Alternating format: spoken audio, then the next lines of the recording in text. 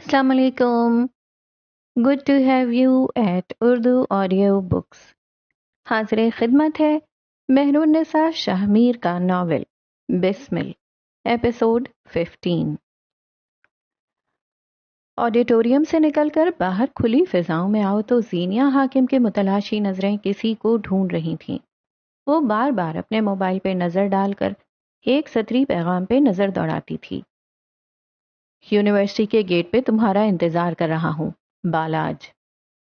वो तो मुल्क में नहीं था, और अगर था तो अब तक उससे मिला क्यों नहीं? क्या सच है क्या झूठ, उसकी खोज में दीवानावार बाहर की जानिब बढ़ रही थी। दरवाजे के करीब पहुंचकर उसने निगाहें उठाकर सामने देखा। एक लम्हे के लिए उसका दिल रुक गया। बालाज मीर उसके सामने खड़ा था। मलगिजे से बाल में बाल बिखेरे, चेहरा खंडर, आंखों के तले स्याह हल्के। वो खानदान का पुरकशिश मर्द आज पुरमुज्दा लग रहा था। जीनिया को देखते उसकी आंखें हल्की नम हुईं। वो यकटक उसे देखे गई। आगे बढ़कर उससे कुछ कहना ख्वाब लग रहा था। समातों में अब भी उसके फिक्रे गूंज रहे थे। तुम इस शहर अब्दुल्ला के लिए आई हो ना? वो उसकी तरफ कदम बढ़ा रहा था। उसके चेहरे पर पशेमानी थी। हर कदम पे जीनिया को अपने दिल में झक्कड़ चलते महसूस हुए। वो उसके करीब खड़े होकर आस से उसे देख रहा था। आंखें नम पशेमान थीं, कंधे ढलके हुए। जीनिया को ये शख्स अजनबी लगा। आसपास की भीड़ में ये कोई गैर ही था। दे बिट्रेड मी। उसके लबों से आजिरदगी से चंद अल्फाज अदा हुए। तुम इस शहर में अब्दुल्ला के लिए आई थी ना? उन्होंने मेरे साथ बहुत गलत किया जीनिया। मेरे पास अब कुछ भी नहीं रहा। मैं बर्बाद हो गया हूं। मेरे सारे ख्वाब तबाह हो गए हैं। वो नम आंखें लिए कह रहा था। आगे बढ़कर जीनिया के साकिन हाथ थाम लिए। उसके वजूद में अब भी कोई जुम्बिश न हुई। दे बिट्रेड मी। वो सर झुकाए रोते हुए बस इसी लफ्ज की गर्दान किए गया। तुम इस शहर में अब्दुल्ला के लिए आई थी ना? वो उसके हाथ झटक देना चाहती थी। उसे झटकने चाहिए थे। वो उस शख्स को उसी तरह जलील कर सकती थी जैसे वो करता था। वो यूं ही ताने दे सकती थी जैसे वो देता था। वो उसे भी लफ्जों के तीर से जख्मी कर सकती थी। ये वो शख्स था जिसने उसके किरदार पे उंगली उठाई थी। उसके साथ उसी के जैसा सलूक करना गलत ना होता। तुम इस शहर अब्दुल्ला के लिए आई थी ना? मुझसे गलती हो गई है जीनिया, मुझे माफ कर दो। मैं क्या करूं? खुदा के लिए मुझे मत छोड़ो। जीनिया ने उसकी सुर्ख आंखें और ढलके हुए कंधे देखे। समातों में गूंजती आवाज दब गई। उसने दोनों हाथों से उसके कंधे सीधे किए। सुनहरी साहिर आंखें उसके चेहरे पे गाड़ दी और उसका एक हाथ अपने हाथ में लिया। सब ठीक हो जाएगा। वो बालाज नहीं बन सकी। उसे बनना ही नहीं आया। उसका ज़र्फ ऊंचा था। जीनिया हाकिम ने अपनों को भी कभी नहीं छोड़ा था। औरत सब भूलकर हर दफा मर्द की तरफ पहल कर सकती है। ये मर्द के हाथ में होता है कि उसके पलट आने की इज्जत करे। वो सख्त जिद्दी, ढीठ और अनापरस्त मशहूर थी। लेकिन इस्लामाबाद से गवादर जाने वाली हवाओं ने एक सरगोशी की थी। हकीकत मुख्तलिफ होती है। बाब पंजुम, इंसान और उसका माजी। इंसान और उसका माजी हमेशा साथ रहते हैं। कई बातें, कई लहजे हैं। इंसान और उसके माजी का अक्स। वो दौर बीत चुका जब स्याही थी छाई हुई, जब तुम हुए थे बेकदर, जब अक्ल थी मुरझाई हुई, जब तुमसे बिछड़े दोस्त कभी, जब तुमने सहे दर्द कभी, जब रूठी खुशियां बिखरे थे राजदार सभी। एक दिन था फिर ऐन जवानी का, बचपन का या फिर उम्र रसीदाई का। तुम थे सामने अपने, तुमने लिया अहद अपनी पजीराई का। फिर बीते माहो साल कई, बीता दौर जग खासाई का। एक रात स्याह को फिर तुम्हारी आंख खुली। यूं लगा जैसे माजी की हर उलट चुकी बिसात खुली। आईना एक बार फिर तुम्हारे सामने है। एक चेहरा है जो माजी है, वही चेहरा है जो हाल भी है। अब पूछो क्या ये पहेली है? ऐ इंसान, क्या तुमको वाकई लगा था कि कोई माजी है? اور اگر ہے تو کیا وہ دے گا حافظہ تم کو بھلانے؟ تمہارا ہر عمل ہے مشروط تمہارے ماضی سے، ہر اگلا قدم تمہارا محفوظ ہے تمہارے ماضی سے۔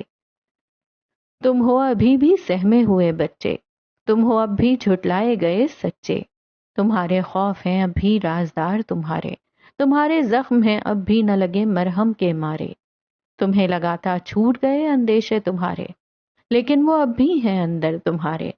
نانا نہ نہ نہ ڈرو، نہ کھرچو زخم، نہ بیٹھو دبک کر، اچھا برا ماضی نہ تھا ہاتھ تمہارے، لیکن دو جہاں کا رب ہے ساتھ تمہارے۔ اس سہمی رات میں دیکھو آئینے کی آنکھ میں، مٹاؤ خوف جو رہے ایک عرصہ ساتھ تمہارے، مسکراؤ آنکھیں ملاؤ، سینہ تانو کندھے اٹھاؤ، انسان اور اس کا ماضی ہمیشہ ساتھ رہتے ہیں، دہراؤ۔ تم یہاں کیا کر رہے ہو فضول انسان؟ سوال میرا بھی کچھ مختلف نہیں، تم یہاں کیا کر رہی ہو عظیم عورت؟ دو لوگ ایک دوسرے کے روبرو تھے، دو لوگ جو آگ اور پانی جیسے تھے، دو لوگ جنہوں نے اپنے ہونے سے اپنی قدر و قیمت بڑھائی۔ وہ دونوں ایک دوسرے کو ایسے دیکھ رہے تھے جیسے کچا نگل لینا چاہتے ہوں۔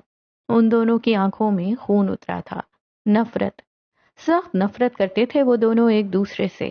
یہ کوئی پیشہ ورانہ نفرت نہیں تھی، بھلا ایک فیشن ڈیزائنر ایک انٹیریئر ڈیزائنر سے ایسی نفرت کیوں کرے گا؟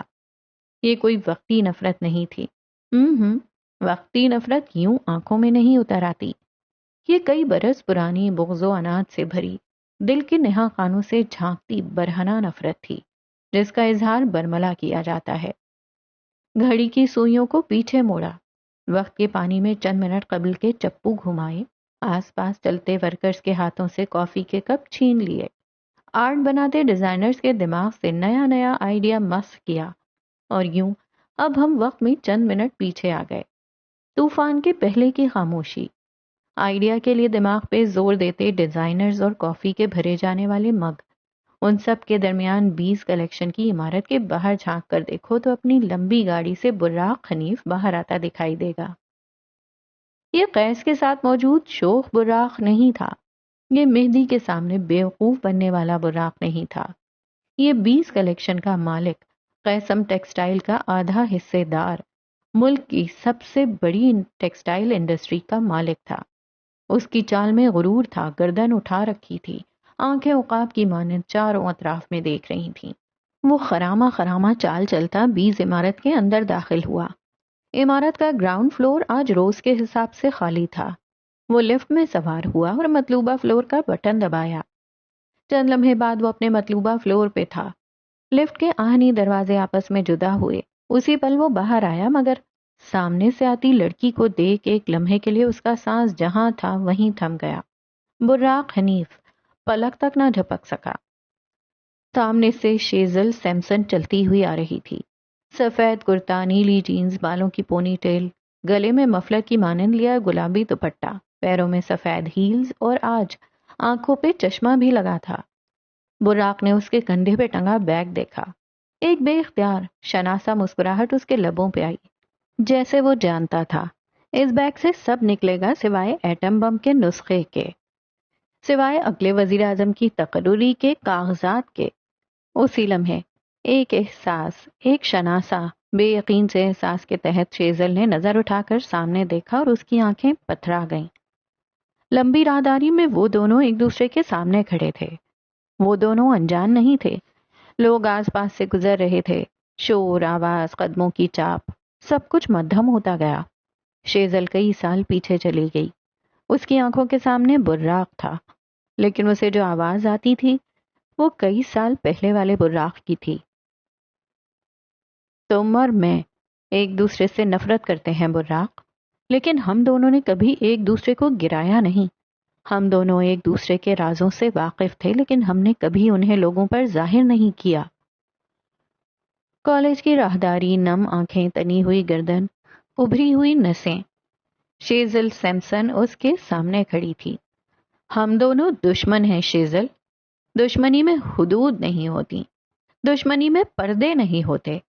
تم نے ایک کمزور لمحے کی زد میں مجھ پہ بھروسہ کر لیا، اس میں میرا کوئی قصور نہیں۔ چشمے کے پار بھی وہ ان آنکھوں کا کرب دیکھ سکتا تھا، دشمن ہوتے ہوئے بھی وہ اس درد کو محسوس کر سکتا تھا۔ کیا کبھی کسی دور میں مجھے یہ کہنے کی ضرورت تھی کہ ہاں براق، مجھے تم پہ اعتبار ہے؟ کیا راز بتاتے وقت کہنا ہوتا ہے کہ انہیں آگے نہ بڑھایا جائے؟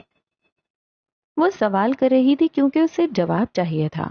وہ تعلق توڑتے وقت یقین دہانی چاہتی ہے کہ اس تعلق میں کیا کیا سڑ چکا ہے تاکہ مستقبل میں وہ آزاد رہے۔ براق نے کچھ کہنے کو لب کھولے، لیکن حال کی شیزل نے لبوں کو سختی سے میچ کر آنکھوں کو بند کر کے کھولا تو کالج کے درخت، ٹھنڈی ہوا اور جھلسا دینے والا سچ سب غائب ہو گیا۔ اس کے سامنے کھڑا شخص اب غیر اہم تھا۔ اس نے اپنے بیگ کو کندھے پہ درست کیا، گردن کڑا لی اور آگے بڑھنے لگی۔ اس کے لب دھیرے دھیرے بڑبڑا رہے تھے، تمہیں اپنے اعصاب پہ قابو ہے شیزل؟ وہ اس آدمی کے سامنے چلتی آ رہی تھی۔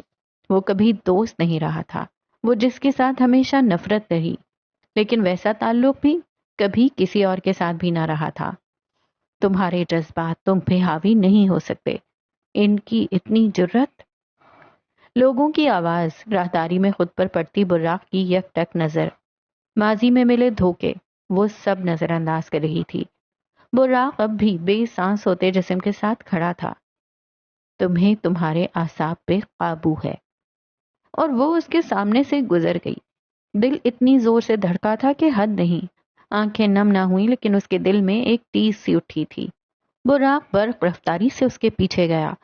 لفٹ بند ہونے والی تھی جب اس نے اپنے بوٹ کو بیچ میں پھنسا دیا۔ دروازے کے پٹ جدا ہوئے۔ شیزل اسے یوں نظر انداز کر رہی تھی جیسے جانتی ہی نہ ہو۔ تم یہاں کیا کر رہی ہو شیزل؟ لفٹ کے پٹ بند ہوئے تو وہ بے قراری سے اس کے سامنے آ کر کھڑا ہو گیا۔ اس نے جواب نہ دیا، بس نظر انداز کیے کھڑی رہی۔ تم یہاں کیا کر رہی ہو شیزل؟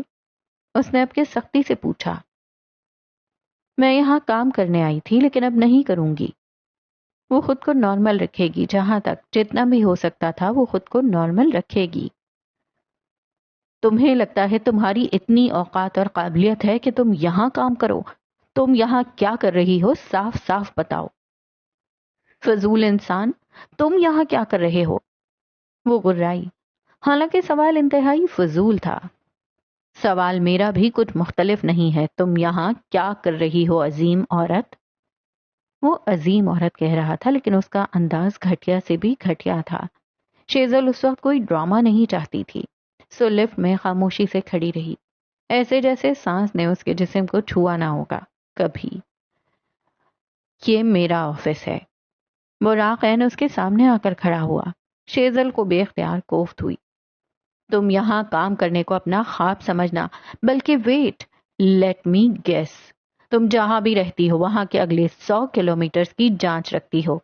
کیا تمہیں معلوم نہیں تھا یہ میرا آفس ہے؟ وہ آنکھیں اس کے اوپر گاڑے ہوئے تھا۔ تم یہاں مجھے دیکھنے تو آئی نہیں ہوگی، صاف صاف بتاؤ یہاں آنے کا تمہارا مقصد کیا ہے؟ وہ دھیمی آواز میں قرآ رہا تھا۔ شیزل نے ٹھنڈی پرسکون نظروں سے اسے دیکھا، گو کے دل میں آگ کے بھٹے جل رہے تھے لیکن وہ توازن نہیں کھوئے گی۔ تم میرے باپ نہیں ہو براق حنیف، میں تو اپنے باپ کو بھی جواب دے نہیں ہوں۔ غصے سے اس کی آواز دھیمی تھی۔ لفٹ اپنی مخصوص آواز سے کھلی۔ شیزل نے اپنے قدم باہر کی جانب موڑے جب براق نے سرخ ہوتے چہرے کے ساتھ اس کا بازو پکڑ کر دوبارہ اندر کی جانب کھینچا۔ لفٹ کے بٹن دبائے، لفٹ دوبارہ چل پڑی۔ لمحوں کا کھیل تھا اور شیزل اس لمحے کو جذب نہ کر سکی۔ وہ شل رہ گئی۔ مجھے بے وقوف مت بناؤ، میں پاگل نہیں ہوں شیزل، تم یہاں اتفاقاً نہیں آ سکتی۔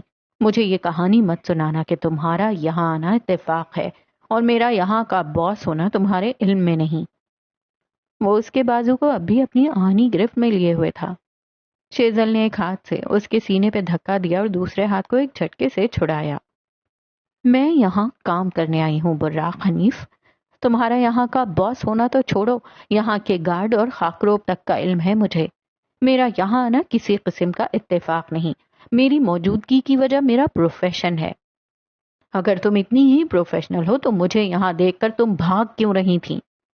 کس نے کہا میں بھاگ رہی تھی؟ کس نے کہا میں تمہیں نظر انداز کر رہی تھی؟ میرا کام نچلی منزل پہ ہے، میں اپنا کام کرنے جا رہی تھی۔ لفٹ ایک بار پھر کھلی۔ براق اب کے خاموش سلگتی آنکھوں سے اسے دیکھ رہا تھا۔ کئی ملازمین لفٹ میں سوار ہوئے۔ شیزل اس پہ ایک بیزار نگاہ ڈالتے ہوئے باہر نکل آئی۔ ابھی لفٹ کے دروازے بند ہوتے کہ براق نے ملازمین کی موجودگی کو نظر انداز کرتے ہوئے اسے پکارا۔ جب مجھ سے اتنی نفرت ہے تو پھر یہاں کام کرنے کی وجہ؟ شیزل ہیل کے بل گھومی، آنکھیں پٹپٹا کر اسے دیکھا۔ اس کی آنکھیں بیک وقت سنجیدہ اور شفاف تھیں۔ کس نے کہا مجھے تم سے نفرت ہے براق حنیف؟ اور یہاں اس جواب پہ براق نے اپنے دل کو خالی ہوتا محسوس کیا۔ دوستی، اعتبار، نفرت، کچھ نہیں تھا ان کے درمیان۔ چاہے نفرت ہی صحیح، کوئی جذبہ تو ہوتا۔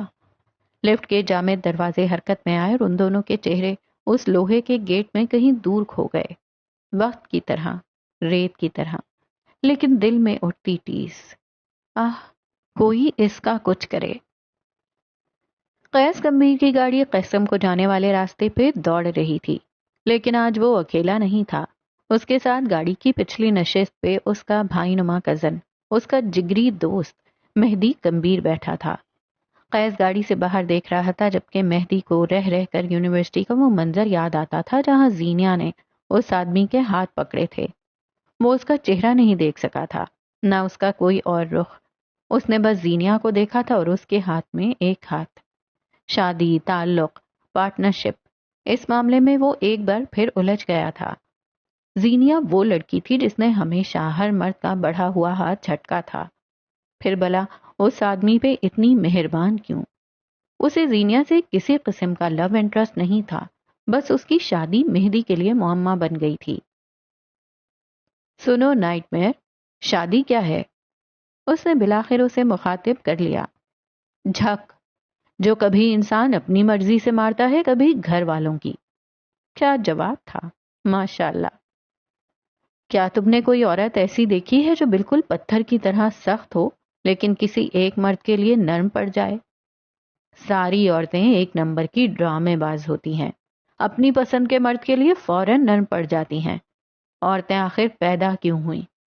عجیب مخلوق۔ وہ آخر میں بڑبڑایا۔ مہدی جو کہ الجھا ہوا تھا ایسے عظیم جوابات میں مزید الجھ گیا۔ شادی کیوں کرنی چاہیے؟ جسے خود کو ذلیل کروانے کا شوق ہو اسے ضرور کرنی چاہیے۔ کیا ساری شادیاں ایک وقت کے بعد گل سڑ جاتی ہیں؟ ہاں، اور کچھ شادیاں اتنی گلی سڑی ہوتی ہیں کہ انہیں چھپا کر رکھا جاتا ہے۔ تم نے کبھی وہ پھل دیکھا ہے جو ایک جانب سے سڑا ہوا ہو؟ سڑے ہوئے پھل کا دوسرا حصہ دنیا کو دکھایا جاتا ہے تاکہ وہ خریدا جا سکے۔ شادی بھی دنیا کی وہی پالیسی ہے، سڑا ہوا حصہ چھپا کر لوگوں کو وہ دکھانا جو سچ ہے، نہ جھوٹ۔ تمہیں کیا لگتا ہے انسان کو شادی کیوں کرنی چاہیے؟ کر لینی چاہیے، اچھی رہی تو زندگی سنور جائے گی، ورنہ سبق مل جائے گا۔ مہدی کی باتیں بیکار تھیں۔ ہاں، وہ باہر دیکھتا رہے گا۔ زبردست۔ کیا انسان اتنا بیکار ہے خود کو تجربے میں ضائع کر دے؟ اب کہ قیس نے اسے مڑ کر دیکھا۔ کیا تم شادی کر رہے ہو؟ وہ ازحد سنجیدہ تھا۔ مہدی نے نفی میں سر ہلایا۔ لیکن مجھے جاننا ہے شادی کیا ہوتی ہے۔ کچھ نہیں ہوتی، جھک ہوتی ہے۔ وہ بڑے سکون سے دہرا رہا تھا۔ مہدی کے چہرے پہ بے سکونی بڑھتی چلی گئی۔ قیس سکون سے کھڑکی سے باہر دیکھتا رہا۔ اسی لمحے گاڑی قیسم کی عمارت کے سامنے آ کر رکی۔ قیس نے کھڑکی سے باہر دیکھا اور پھر مسکراہٹ نے اس کے لبوں کو چھوا تھا۔ قیسم، اس کا جنون تھا، اس کی آدھی دنیا۔ کئی لمحے بعد وہ دونوں راہداریوں میں چلتے نظر آ رہے تھے، پھر لفٹ اور پھر بالآخر قیس گمبھیر کا گلاس وال والا آفس۔ پاور چیئر کو گلاس وال کے قریب رکھے وہ گہری نظروں سے مہدی کو دیکھ رہا تھا۔ مہدی اس کے سامنے صوفے پہ بیٹھا تھا، بازو پہ اب بھی پلستر چڑھا تھا۔ میں تم سے کچھ باتیں پوچھنا چاہتا ہوں مہدی، اور جواب اگر سچ کے علاوہ کچھ ہوا تو تم مجھے جانتے ہو۔ شاید اس آدمی کو دھمکی کے علاوہ کچھ آتا نہیں تھا۔ میں نے گھر کے ایک ایک ملازم کی چمڑی ادھیڑی ہے، سی سی ٹی وی چیک کیے ہیں جو کہ چند لمحوں کے لیے بند ہوئے تھے، آس پاس کے گھروں کی فوٹیج دیکھی ہے، لیکن گمبھیر محل میں سوائے تمہارے ان دوستوں کے کوئی اور داخل نہیں ہوا۔ یعنی تمہارا پیچھا کرنے والا تمہارے دوستوں میں سے کوئی ایک ہے۔ وہ ایک پل کو رکا، مہدی سنجیدگی سے اسے دیکھ رہا تھا۔ لیکن تمہارے سارے دوست ممی ڈیڈی بچے ہیں، گن چلانا تو دور، اس کا خواب و خیال بھی ان کے لیے خوف کا باعث ہے، اس لیے ان میں سے کوئی تمہیں شوٹ نہیں کر سکتا، کسی کے پاس وجہ ہی نہیں ہے، اور سی سی ٹی وی میں تمہارے سارے دوست کہیں گئے ہی نہیں، سو وہ سب بری و ذمہ ٹھہرے۔ وہ ذرا دیر کو خاموش ہوا تو مہدی نے ٹوکا، جی جاسوس قیس قمبیر صاحب، آگے عرض کریں، میرے گناہوں میں مزید کیا کیا شامل کرنا ہے؟ اس کا چہرہ مارے ہتک کے سرخ پڑ رہا تھا۔ تو بات یہ ہے کہ میرے ملازم وفادار ہیں، سی سی ٹی وی کسی غیر کے کہنے پہ بند نہیں کیا گیا، تمہارے دوست سی سی ٹی وی کی موجودگی میں داخل ہوئے، حملہ آور کیسے آیا؟ جانتے ہو کیسے؟ وہ پاور چیئر سے اٹھ کھڑا ہوا تھا، مہدی کی اور قدم بڑھاتے ہوئے وہ عجیب تاثرات لیے ہوئے تھا۔ حملہ آور کو گھر میں لانے والے تم تھے۔ مہدی جہاں تھا وہیں تھم گیا۔ تم ڈرامہ کر رہے ہو، مہدی کہ کوئی تمہارے پیچھے آتا ہے، حقیقت یہ ہے کہ وہ تمہارا ساتھی ہے جسے تم سی سی ٹی وی بند کروا کر اپنے گھر لاتے ہو، راہداریوں میں چلتے ہوئے سیدھا تمہارے ہی کمرے میں آتا ہے، جو 3 گولیاں تمہارے بازو پہ ضرور مارتا ہے، لیکن 1 گولی تمہارے دل کے مقام پہ مار کر تمہارا کام ختم نہیں کرتا، کیونکہ وہ تمہیں مارنا ہی نہیں چاہتا۔ مہدی کو سانس لینے میں دقت سی ہوئی۔ تم وکٹم بن رہے ہو حالانکہ تم ولن ہو۔ میں تمہارا اصل چہرہ دنیا کے سامنے لے آؤں گا، میں دنیا کو دکھاؤں گا کہ قیس کے گیسز کبھی غلط نہیں ہوتے۔ کہہ دو مہدی کہ تم ولن نہیں ہو۔ مہدی چند لمحہ اسے دیکھتا رہا، اس کی رنگت سفید پڑ چکی تھی، آنکھیں نیم مردہ سی نظر آ رہی تھیں۔ فرض کرو اگر میں نے ایسا کچھ کیا بھی ہے تو اس کی وجہ کیا ہوگی؟ قیس نے ہتھیلی کا مکہ بنا کر جوش سے صوفے پہ دے مارا۔ وہی تو سمجھ نہیں آ رہا، آخر وجہ کیا ہے؟ اگر شہرت، تو میرا نہیں خیال تمہیں اس کی ضرورت ہے، پیسہ تمہارے پاس بہت ہے، لڑکی کا معاملہ ہو نہیں سکتا، you are not that type. ایک دم وہ چکر کاٹتے کاٹتے رکا تھا۔ ماضی، تمہارا ماضی، تم اپنے ماضی کو کور اپ کر رہے ہو، تم نے کچھ کیا ہے مہدی جسے اب تم چھپانا چاہتے ہو۔ تم اس وقت کہانی کے وکٹم ہو، لیکن کوئی دور ایسا رہا ہوگا جب تم کہانی کے ولن تھے۔ تم ولن تھے نا مہدی؟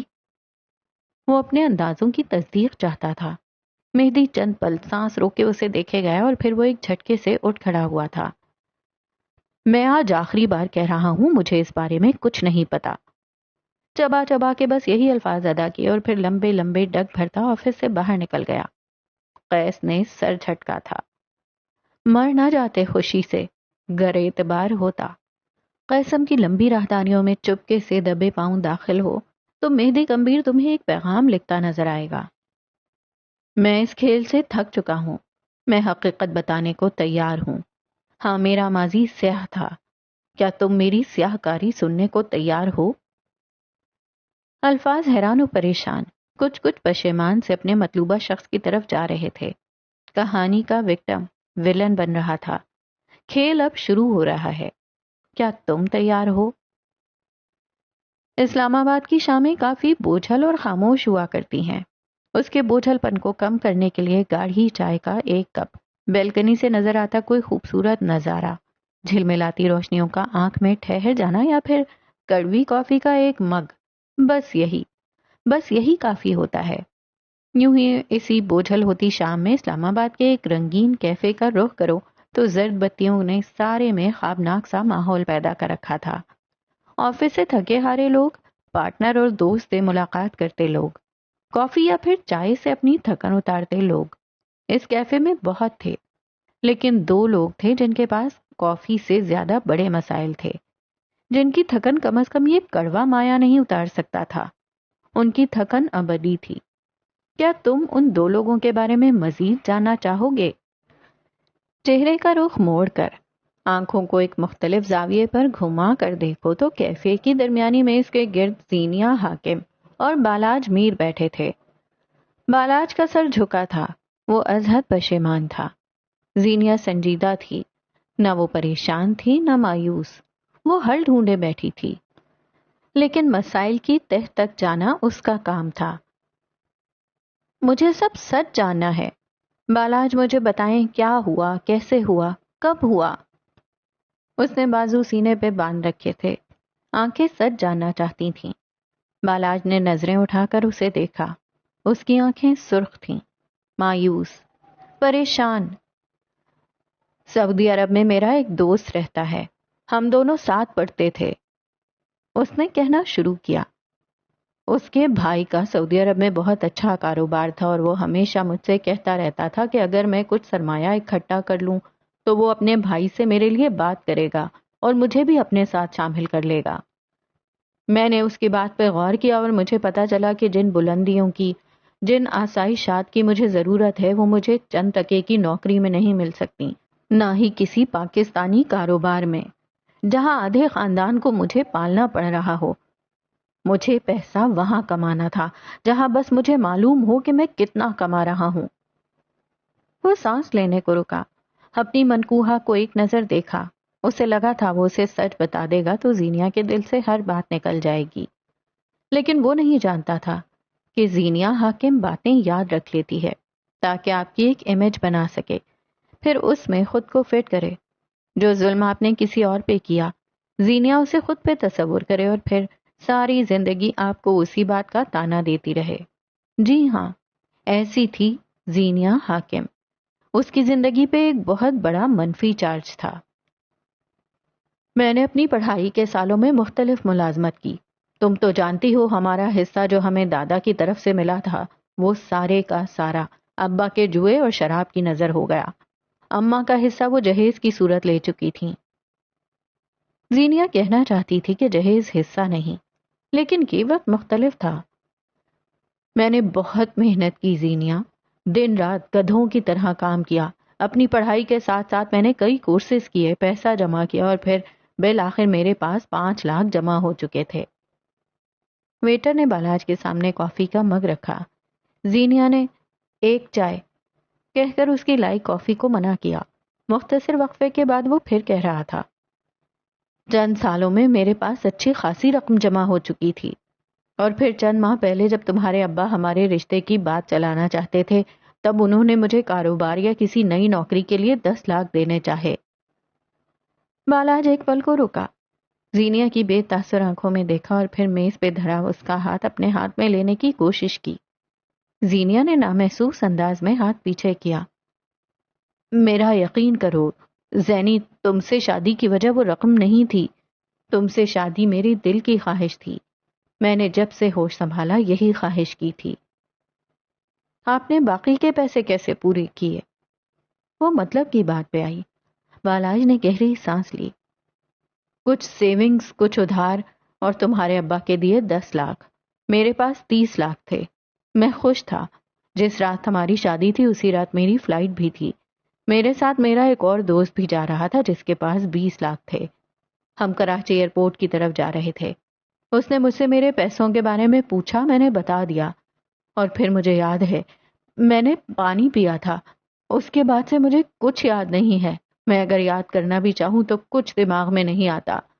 ان لوگوں نے مجھے دھوکہ دیا، میرے سارے پیسے لے کر بھاگ گئے۔ اس نے ایک بار پھر سر جھکا دیا اور بے حد دل گرفتگی سے کہنے لگا، میرا سب کچھ تباہ ہو گیا زینی، میرے پاس اب کچھ نہیں رہا۔ I am sorry Zeeni, I am sorry. میں نے تمہارے پیسے، میرے پیسے، میں نے سب برباد کر دیا، سب ختم ہو گیا ہے۔ وہ اگلے کئی منٹ یوں ہی سر جھکائے پشیمان رہا، خود کو الزام دیتا ہوا، خود کو کوستا ہوا۔ زینیا چاہ کر بھی اس کی چارہ جوئی نہ کر سکی۔ دل میں اس آدمی کے لیے کوئی احساس تھا ہی نہیں۔ وہ پوچھ نہ سکی کہ بالاج کو کس نے حق دیا کہ وہ اس کے جہیز کے پیسے یوں خرچ کرے، لیکن بنیادیں، اسے بنیادیں بنانی تھیں۔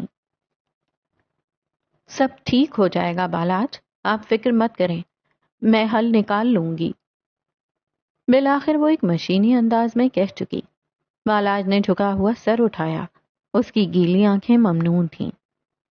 مجھے معاف کر دو زینی، میں نے تمہارے ساتھ بہت غلط کیا ہے۔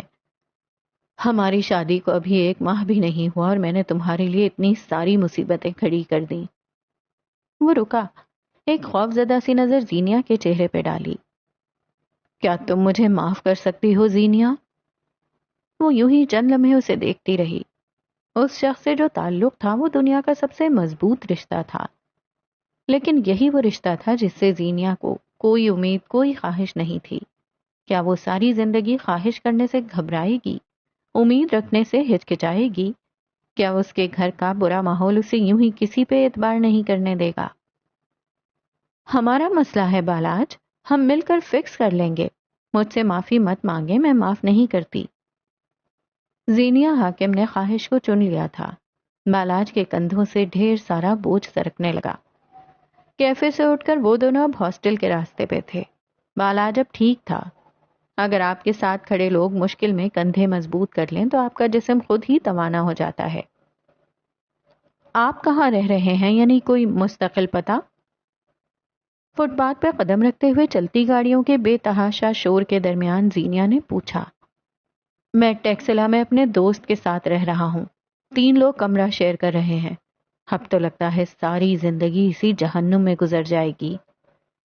اس نے بیزاری سے سر جھٹکا۔ جہنم جنت کا فیصلہ تو انسان اپنے اعمال اور کوششوں سے طے کرتا ہے۔ آپ مایوس کیوں ہو رہے ہیں؟ وہ دونوں اب ہاسٹل کی لمبی گلی کا موڑ مڑ رہے تھے۔ وہ ساتھ چلتے ہوئے گردن موڑے اسے دیکھ رہا تھا۔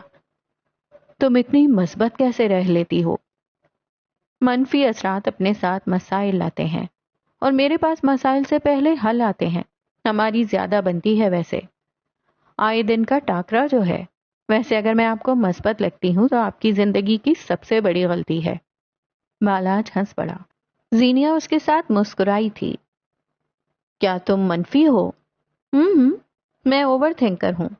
میں چیزوں کو آسانی سے بھول نہیں سکتی، چاہے کوئی کہانی ہو، کوئی واقعہ ہو یا حادثہ ہو، یا پھر کوئی انسان ہو۔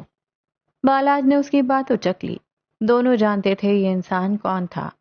زینیا نے برا نہیں بنایا۔ ہاں، میں انسانوں کو بھی نہیں بھولتی۔ مجھے سب یاد رہتا ہے اور میں اسے مسلسل سوچتی رہتی ہوں۔ ایک غیر حقیقی دنیا بنا لیتی ہوں جہاں کبھی خوش ہوتی ہوں اور کبھی مسائل زدہ۔ بالاج نے سمجھنے والے انداز میں سر ہلا دیا۔ وہ دونوں اب ہاسٹل کے گیٹ کے سامنے تھے۔ زینیا یہاں 3 مردوں کے ساتھ آئی گئی تھی۔ اس نے 2 مردوں کو سرخ جھنڈی دکھائی تھی، ان کے اور اپنے گرد ایک حدود بنا لی تھی۔ یہ آدمی، یہ مختلف تھا۔ کیا تم انسانوں کو سوچنا چھوڑ نہیں سکتی؟ وہ اس کی آنکھوں میں دیکھ رہا تھا۔ میں اوور تھنکر ہوں، شوق سے نہیں، یہ میری مجبوری ہے۔ لیکن وہ 2 قدم آگے آئی، عین بالاج کے سامنے۔ میں اس انسان کی سوچوں پہ بے حس ہو چکی ہوں، اور آپ کی سوچیں مجھ میں احساس واپس لا سکتی ہیں۔ بالاج تھم گیا، بالکل ساکت۔ میں اس رشتے کو لے کر سیریس ہوں بالاج۔ اوور تھنکرز کے ساتھ گزارا مشکل ہے، ناممکن تو نہیں۔ وہ جیسے احساس دلا رہی تھی، کچھ جتا رہی تھی۔ بالاج ہلکا پھلکا ہو گیا۔ ایک لٹے ہوئے ناکام کاروباری، جاب لیس اور خالی جیب والے مرد کے ساتھ گزارا مشکل ہے، ناممکن نہیں۔ وہ سنجیدگی سے بولا تو زینیا مسکرائی۔ بالاج بھی دھیرے سے مسکرا دیا۔ ماضی کو ایک طرف رکھ کر 2 لوگ آگے بڑھ رہے تھے، خدشوں سے دور، فکروں سے پاک، ناکامیوں سے فاصلہ کنا، ایک روشن مستقبل کی اور۔ گوادر زینیا حاکم کے بعد سونا سونا ہو گیا تھا۔ حاکم نواب کا گھر اب کونج کو کاٹ کھانے کو دوڑتا تھا۔ کھانا، کپڑے، دوست، شاعری، وہ سب کچھ زینیا ہی کے ساتھ تو بانٹتی تھی۔ اب وہی نہیں تھی تو کیا کیا جائے؟ رات کو اکیلے کمرے میں اسے ڈر لگتا تھا۔ کالج میں ہونے والے نئے واقعے اس نے دل میں آباد کر رکھے تھے۔ آخر کب تک؟ وہ بے حس حساس لڑکی آج تھک گئی تھی اور گھر کے پچھلے صحن میں بیٹھ کر اب بری طرح رو رہی تھی۔ منہ پہ ہاتھ رکھ کے ہچکیاں اس نے روک رکھی تھیں، لیکن پھر بھی اس کے سسکنے کی آواز کافی بلند تھی۔ یہی آواز سنتے ہوئے گھر کے اندر کی طرف جاتی ہوئی نبیلہ باجی نے ہال کر اپنے دل کے مقام پہ ہاتھ رکھا تھا، اور پھر فوراً سے پیشتر ادھر کا رخ کیا۔ کونج کو منہ چھپائے روتے دیکھ وہ فوراً اس کے قریب چلی آئیں۔ ہائے ہائے، کیا ہو گیا؟ وہ سینے پہ ہاتھ رکھتی اس کے ساتھ چارپائی پہ بیٹھ گئیں۔ ہائے، باولی ہو گئی ہے کیا؟ ارے کچھ منہ سے بول بھی، بس روئے جا رہی ہے۔ کونج مزید بلند آواز میں رونے لگی تو نبیلہ باجی نے اسے خود سے لپٹا لیا۔ کیا ہو گیا ہے کونج؟ مجھے بھی نہیں بتائے گی؟ دیکھ مجھے اپنی دوست ہی سمجھ اور بتا دے کیا ہوا ہے۔ انہوں نے کونج کے آنسو صاف کیے لیکن وہ اب بھی مکمل طور پر پرسکون نہ ہوئی تھی۔ بس کر کونج، جیسے نہیں روتے بچے، مجھے بتا کیا ہے۔ میں ہوں نا، میں دوست ہوں تیری، دیکھ میرے منہ سے بھاپ بھی نہیں نکلے گی، بتا کیا ہوا ہے۔ وہ اسے پچکار رہی تھیں۔ کونج نے بھیگی آنکھیں ہتھیلی کی پشت سے صاف کی۔ مجھے زینی یاد آتی ہے، مجھے اس کی بہت یاد آتی ہے۔ اس کے آنسو ایک بار پھر روانی سے بہنے لگے تھے۔ اس نے مجھے چھوڑ دیا ہے، وہ میری کالز وقت پہ نہیں اٹھاتی، میری پڑھائی متاثر ہو رہی ہے، زینی بس اپنا سوچتی ہے۔ وہ یوں ہی جذبات میں گلا کر بیٹھی۔ نبیلہ باجی ہنوز اسے سینے سے لگائے بیٹھی تھیں، ہولے ہولے اس کا سر بھی تھپک رہی تھیں۔ کافی ساری باتیں گلا کر لینے کے بعد بالآخر اس کا دل ہلکا ہو چکا تھا۔ نبیلہ باجی نے اسے نرمی سے خود سے الگ کیا۔ دیکھ کونج، زینیا اب اپنے گھر بار والی عورت ہے، اب اس کا بھرا پورا سسرال ہے، شوہر ہے، اس کی پڑھائی کے بھی جھمیلے ہیں۔ وہ اب تجھے ویسا وقت، ویسی توانائی نہیں دے سکے گی، حالانکہ وہ چاہتی ہوگی، لیکن پھر بھی اب یہ سب اس کے لیے ممکن نہیں ہے۔ تم سمجھ رہی ہو؟ انہوں نے ٹھہر کر تصدیق چاہی۔ کونج نے بے اختیار گردن اس بات میں ہلا دی۔ لیکن تو خود کو اکیلا کیوں سمجھ رہی ہے؟ زیغم ہے نا؟ خدا کا خوف کرے، بھلا اس سے میرا کیا واسطہ؟ کونج نے بے اختیار خوف کھایا تو نبیلہ باجی سر پیٹ کر رہ گئیں۔ سارے واسطے اسی سے تو ہیں، پاگل لڑکی۔ کیا تیرے اماں بابا باولے پاگل تھے جو تیری منگنی زینیا کی شادی کے عین وقت پر کروا دی؟ کونج انہیں دیکھتی رہ گئی۔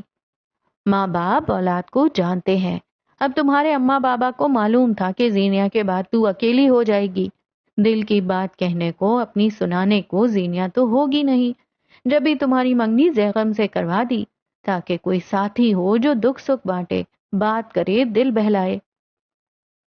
لیکن زیغم میرا منگیتر ہے، شوہر نہیں، اس سے بات کرنا گناہ ہے۔ کونج نے ایک بار پھر ان کی بات کاٹی تھی۔ آج کے زمانے میں شوہر منگیتر کچھ نہیں ہوتا، جو مرد آپ کے ساتھ منسوب ہے اس کی لگام میں کھینچ کر رکھو۔ دیکھ کونج، کچھ لڑکیوں کے پاس عقل سمجھ ہوتی ہے اور ان کے مرد ان کے قابو میں رہتے ہیں، تو ان کے جیسی نہیں ہے۔ کچھ لڑکیاں خوبصورت ہوتی ہیں اور پھر ان کے مرد ان کے قابو میں رہتے ہیں، تیرے پاس دونوں نہیں ہیں۔ صفاکی کی حدوں کو چھونا کیا ہوتا ہے، کوئی اس عورت سے سیکھے۔ کونج اپنی جگہ سہم سی گئی۔ نبیلہ باجی شاید نہیں جانتی تھیں کہ لفظوں سے زخمی اگر آپ ہوئے ہیں تو کسی اور کے ساتھ ویسا نہیں کیا جاتا۔ میں نے نوٹ کیا تھا، شادی پہ بھی اس نے ایک بار تجھ سے بات نہیں کی، رک کر تیری تعریف نہیں کی۔ ارے منگیتر کا کچھ تو حق ادا کرتا وہ۔ پہلے مجھے لگا اسے تجھ میں کوئی دلچسپی ہی نہیں ہے، لیکن معاملہ اب مجھے سمجھ آیا ہے۔ کیوں نہیں دیکھتا وہ مجھے؟ کونج نے خود کو کہتے سنا۔ کیونکہ وہ تجھ سے زیادہ خوبصورت ہے، اس کا رنگ، قد، کاٹ، اس کی ذہانت، آدھے خاندان کی لڑکیاں اس کے آگے پیچھے منڈلاتی ہیں۔ ایسے میں وہ مغرور ہو گیا ہے۔ ایسے مرد چاہتے ہیں کہ ان کی طرف پہل کی جائے، اور اب جب تک تمہاری جانب سے پہل نہیں ہوگی وہ تمہارا نہیں ہو سکتا۔ لکھوا لو، اس کو قابو میں کر لے کونج۔ خاندان میں ایک عبداللہ کافی تھا، اب دوسرا مت لا۔ وہ چھوڑ دے گا تو کیا کرے گی تو؟ وہ مجھے نہیں چھوڑ سکتا، زیغم ایسا نہیں لگتا۔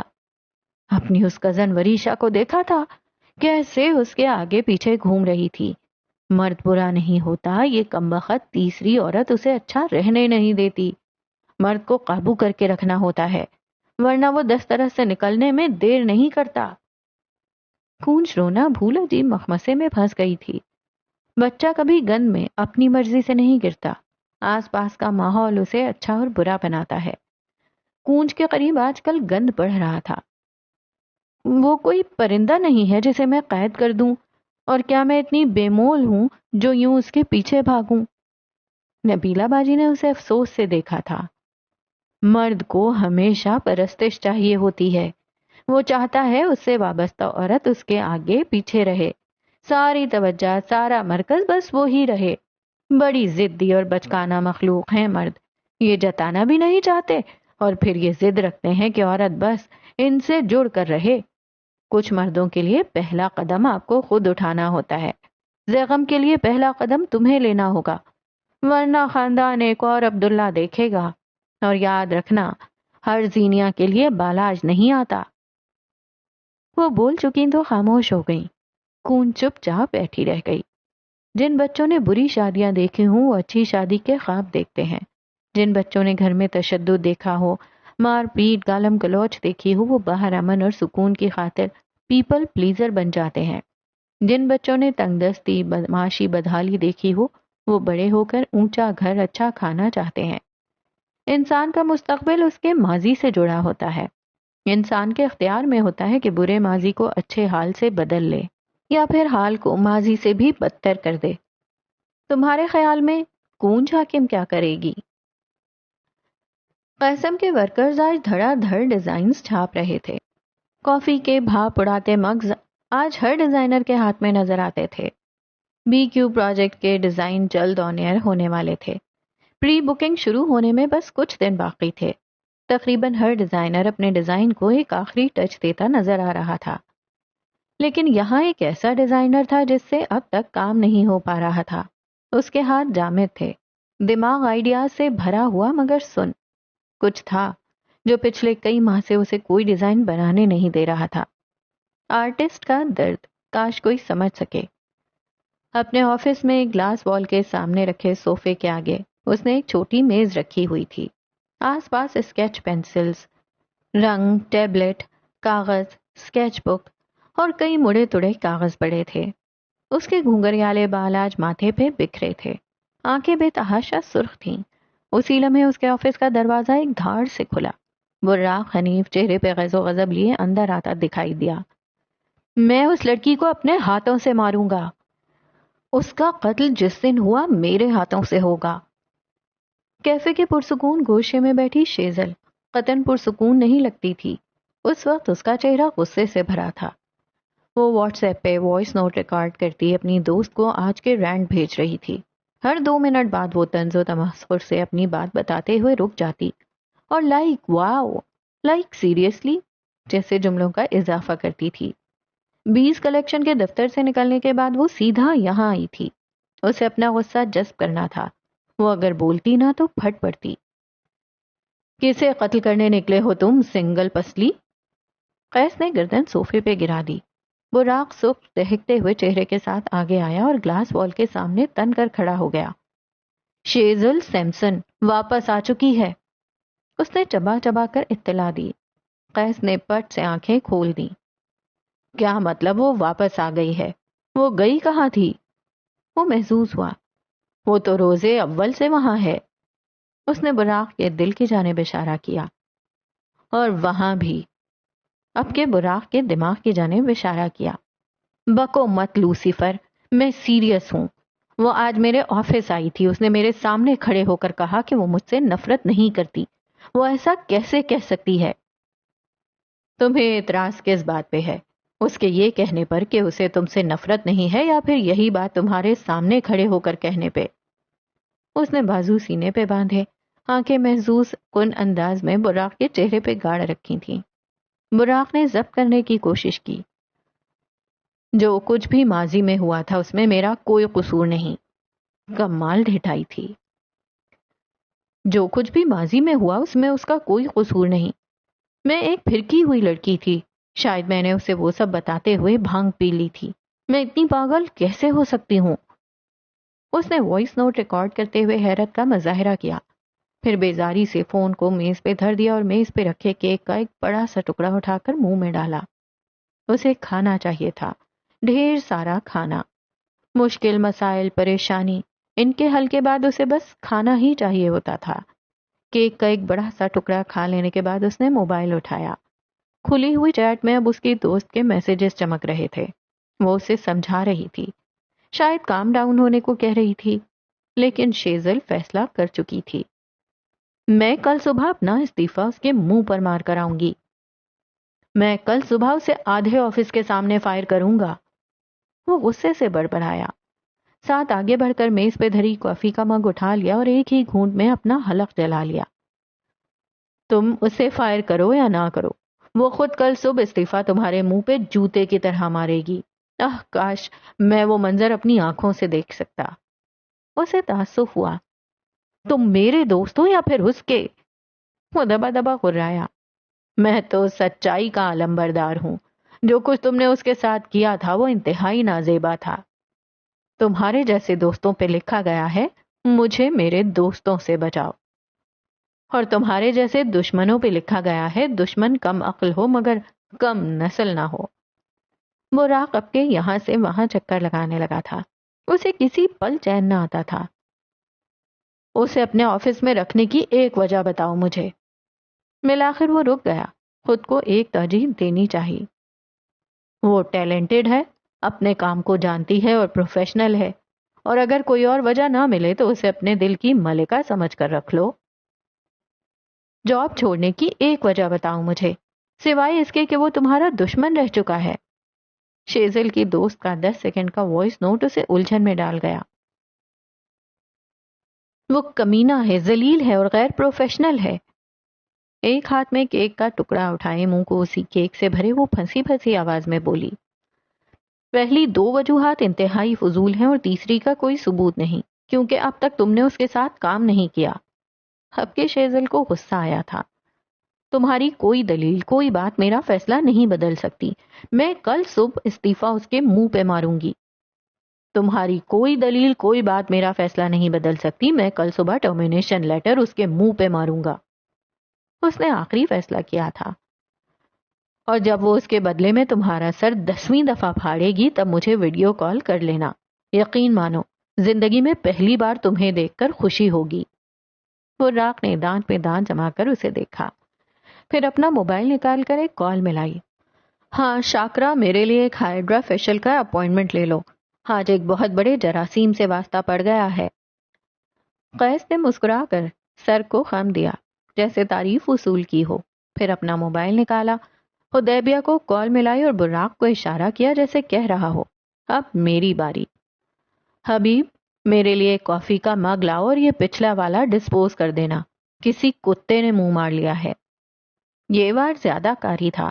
براق تل ملاتا ہوا کافی کا مگ فرش نشین کرتا باہر نکل گیا۔ جاتے جاتے دروازہ ایک دھاڑ سے مارنا نہیں بھولا۔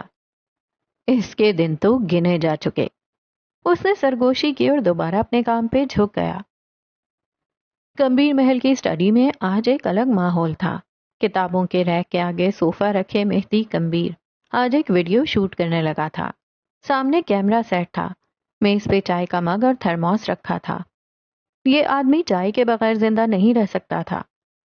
کیمرہ سیٹ کر کے وہ سامنے آ کر بیٹھا، سیاہ بیگی شرٹ میں کارگو پینٹ پہنے، گلے میں لٹکتا لاکٹ۔ وہ کیمرہ پرفیکٹ تھا۔ سانولی رنگت آج کھلی کھلی تھی۔ ہر دفعہ ویڈیو شروع کرنے سے پہلے میں آپ سب کو موضوع گفتگو بنا لیتا ہوں، زہر تو لگتا ہوں گا۔ وہ چائے کا مگ ہاتھ میں لیے کہنے لگا تھا، کچھ واقعات جن پہ میں بات کرتا ہوں آپ کا ان سے کبھی کوئی تعلق نہیں رہا ہوتا، لیکن پھر بھی میں کہتا ہوں، آپ نے دیکھا ہوگا، آپ اس سے گزر چکے ہیں۔ جانتے ہیں میں ایسا کیوں کہتا ہوں؟ جب تک میں آپ کو اپنے موضوع میں شامل نہیں کروں گا تب تک آپ کو یہی لگے گا کہ یہ کسی تیسرے شخص کی بات ہو رہی ہے، لیکن جوں ہی میں آپ کو مخاطب کروں گا تب آپ میری بات میں انوالو ہو جائیں گے۔ اس نے چائے کا گھونٹ بھرا، پھر رکا۔ کہاں ملے گا میرے جیسا آدمی، وہ جو اپنے بھید بھی کھول دیتا ہے۔ ذرا دیر کو کیمرے میں دیکھتا رہا، پھر آگے بات کرتے ہیں۔ آج کا موضوع ہے انسان کا ماضی، ہمارا پاسٹ۔ آپ کے، میرے اور میری بات سنتے تمام لوگوں کے ماضی میں کچھ نہ کچھ ایسا ہوا ہوگا جو بھلانے کے قابل نہیں ہے، جسے یاد کر کے آج بھی ہمارے زخم تازہ ہو جاتے ہیں۔ ماضی کو کبھی بھی کھرچ کر نہیں نکالا جا سکتا، ماضی سے لڑا نہیں جا سکتا، مقابلہ نہیں کیا جا سکتا، ماضی کو بھلایا نہیں جا سکتا۔ آپ جانتے ہیں آپ خوش کیوں نہیں ہیں؟ کیونکہ آپ غلط کوشش میں ہیں۔ آپ ماضی کو بھلانا چاہتے ہیں جو کہ ناممکن ہے۔ آپ کو نئے تعلق میں پرانا تعلق نظر آتا ہے، جب نئے دوستوں کے ساتھ انہی جگہوں پہ جاتے ہیں جہاں کبھی پرانے دوستوں کے ساتھ گئے تھے تو یوں لگتا ہے جیسے خود کو دھوکہ دے رہے ہوں، ان دوستوں یا پھر پارٹنر کو دھوکہ دے رہے ہوں۔ کیا ایسا نہیں ہے؟ وہ اب صوفے پہ آلتی پالتی مارے بیٹھ گیا، گود میں کشن رکھ لیا۔ انسان اپنی میموری نہیں بھلا سکتا، انسان ان واقعات کو نہیں بھول سکتا جو اس کے ساتھ ہوئے تھے۔ پھر آپ اپنے ساتھ ظالم کیوں بن رہے ہیں؟ خود کو ایذا دینا، خود کو ٹینشن دیے رکھنا، کیا یہ اپنے ساتھ ظلم نہیں ہے؟ ہاں، آپ کو پرانا پارٹنر یاد آئے گا کیونکہ آپ نے اس کے ساتھ ایک عرصہ گزارا ہے۔ آپ کو چھوڑے ہوئے دوست یاد آئیں گے کیونکہ وہ آپ کی زندگی میں تھے۔ آپ کا موو آن، آپ کی سیلف ریسپیکٹ یہ ہے کہ آپ اس کے پاس واپس جانے کا نہ سوچیں۔ اگر اس نے آپ کے ساتھ برا رویہ رکھا تھا، اس غم سے نکل کر موجودہ وقت میں خوش رہیں۔ اس نے رک کر چائے کا گھونٹ لینا چاہا مگر مگ خالی ہو چکا تھا۔ آگے بڑھ کر مگ کو بھرا، تھرموس سے نکلتی چائے کی دھار، دبیز کتابوں کی خوشبو اور مہدی کمبیر کا نرم لہجہ۔ کیا زندگی تمہارے ساتھ اتنی مہربان بھی رہی ہے؟ ماضی میں آپ کے پیرنٹس، بہن بھائی، دوست یا رشتہ داروں کا رویہ آپ کے ساتھ برا رہا ہوگا، آپ کے برے تعلیمی ریکارڈ کی وجہ سے، آپ کے کردار کی خرابی کی وجہ سے، یا پھر اور بھی کئی قسم کے مسائل۔ لیکن اس وقت آپ ایک اچھی پوزیشن میں ہیں، وہی رشتہ دار، دوست، ماں باپ اب آپ کی عزت کرتے ہیں، لیکن آپ ماضی نہیں بھول پاتے۔ آپ کو لگتا ہے یہ سب دھوکہ ہے اور آپ تمام لوگوں سے بدزن ہو کر خود کو تنہا کیے بیٹھے ہیں۔ یہ غلط ہے، انتہائی غلط۔ آپ ان لوگوں کے ساتھ چاہے ایک پرفیکٹ زندگی نہ گزاریں مگر آپ ان کے ساتھ ایک نارمل زندگی تو گزار سکتے ہیں نا۔ لوگوں پہ انویسٹ کرنا ہمیشہ فائدہ مند ہی ہوتا ہے، کبھی آپ کو صلہ مل جاتا ہے اور کبھی سبق۔ ماضی کی ٹوٹی دوستیوں، تعلقات کو چاہے مت جوڑیں مگر یوں خود کو تکلیف کیوں دینی؟ موو آن کا مطلب یہ نہیں ہوتا کہ آپ کو ماضی میں ہوئے واقعات سرے سے بھول جائیں گے۔ موو آن کا مطلب یہ ہوتا ہے کہ آپ نے اپنے دل سے ان لوگوں کی عزت نکال دی جو آپ کی عزت نہیں کرتے۔ آپ نے ساری رات ان لوگوں کو اسٹاک کرنا چھوڑ دیا جنہوں نے آپ کو تکلیف دی تھی۔ آپ نے کسی اور سبجیکٹ میں داخلہ لینا چاہا، کوئی اور نوکری کرنی چاہی، کہیں اور شادی کرنی چاہی جو نہ ہو سکی۔ اب آپ کا موو آن یہ ہے کہ آپ جہاں ہیں وہاں خوشی تلاش کریں۔ خوش نہیں رہ سکتے تو کوئی بات نہیں، خوشی اور غم کے بیچ میں بھی بہت کچھ ہوتا ہے، آپ نارمل رہ سکتے ہیں۔ وہ بولتے بولتے رکا، ہمیں سکیڑ کر کیمرے میں دیکھا۔ ہر کلاس میں کچھ ٹاپرز ہوتے ہیں، کچھ فیلئرز، لیکن ہر کلاس میں کچھ مڈل بینچرز بھی ہوتے ہیں۔ نہ آپ ٹاپر بن سکے تو آپ فیلئر بھی نہیں بنیں گے۔ ویسے آپ بس کی بات ہے، کامیابی کے جو جھنڈے مڈل بینچرز گاڑتے ہیں وہ کسی نے نہیں گاڑے۔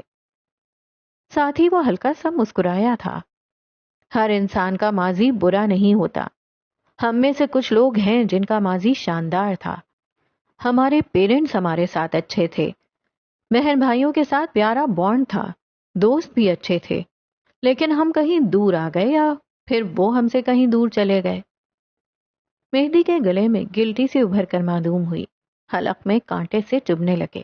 اسے شدت سے اس کے ماں باپ یاد آئے تھے۔ اچھا ماضی اب گزر چکا۔ زندگی میں انسان کو وہ سب نہیں ملتا جس کی اسے خواہش ہو۔ کچھ چیزیں، انسان طے ہوتے ہیں، ان کا آپ کی زندگی میں آنا اور چلے جانا طے ہوتا ہے۔ غم اور خوشی ایک مدت تک کی ہوتی ہے، کوئی بھی چیز اگر اعتدال سے نکل جائے تو وبال بن جاتی ہے، چاہے خوشی ہو چاہے غم۔ آپ جانتے ہیں سروائیور کون ہوتا ہے؟ ہمیں ہمیشہ سے بتایا گیا سروائیور وہ ہوتا ہے جو برے حالات سے صحیح سلامت نکل آئے۔ ہمیں غلط بتایا گیا۔ یقیناً یہاں کئی لوگوں کی سانسیں رکی ہوں گی۔ مہدی کہتا رہا، میں نے ایک بار ایک فلم دیکھی تھی، ایک آدمی دو پہاڑیوں کے درمیان پھنس جاتا ہے اور پھر نکل نہیں پاتا۔ اس کا ایک بازو پہاڑیوں کے درمیان پھنس جاتا ہے اتنی بری طرح کہ اسے نکالنا ناممکنات میں سے ہوتا ہے۔ کئی دنوں کی کوشش، محنت، بھوک پیاس، لیکن وہ انسان تھکتا نہیں ہے۔ کچھ دن بعد جب اسے یقین آ جاتا ہے کہ یہاں سے وہ صحیح سلامت نہیں نکل سکتا، یا تو مر جائے یا پھر نکل جائے۔ یہ ایک کڑا وقت تھا، وہ آدمی وہاں مر سکتا تھا مگر وہ سروائیور تھا۔ اس آدمی نے اپنے ہاتھوں سے اپنا بازو کاٹ دیا۔ کوئی اپنے جسم کو کیسے کاٹ سکتا ہے؟ کیا کوئی کاٹ سکتا ہے؟ یہ ایک انتہائی مشکل عمل ہے، مگر سروائیورز کے لیے یہی عمل زندگی ہے۔ اس آدمی نے اپنی بقیہ زندگی اسی ایک بازو کے ساتھ گزاری ہوگی، مگر اس کی ٹانگیں سلامت رہیں، اس کا چہرہ، اس کی زندگی سلامت رہی۔ کیا یہ کافی نہیں تھا؟ وہ بھوک، پیاس، موت، ہر چیز سے بچ کر نکل آیا تھا، صحیح سلامت نہیں، ایک عضو گنوا کر، مگر وہ آیا۔ چند لمحے مہدی خاموش ہو گیا، گویا اپنی ہی بات پروسیس کرنا چاہتا ہو۔ ماضی بھی اسی طرح کا ہوتا ہے، کئی بار آپ ڈیمیج ہو جاتے ہیں، کئی بار آپ کو اپنے سے وہ رشتے دور کرنے پڑتے ہیں جو جسم جیسے ہوں۔ آپ کبھی دل کٹوا کر آتے ہیں، کبھی روح، لیکن آپ واپس آتے ہیں، حال میں، کیونکہ آپ سروائیور ہیں۔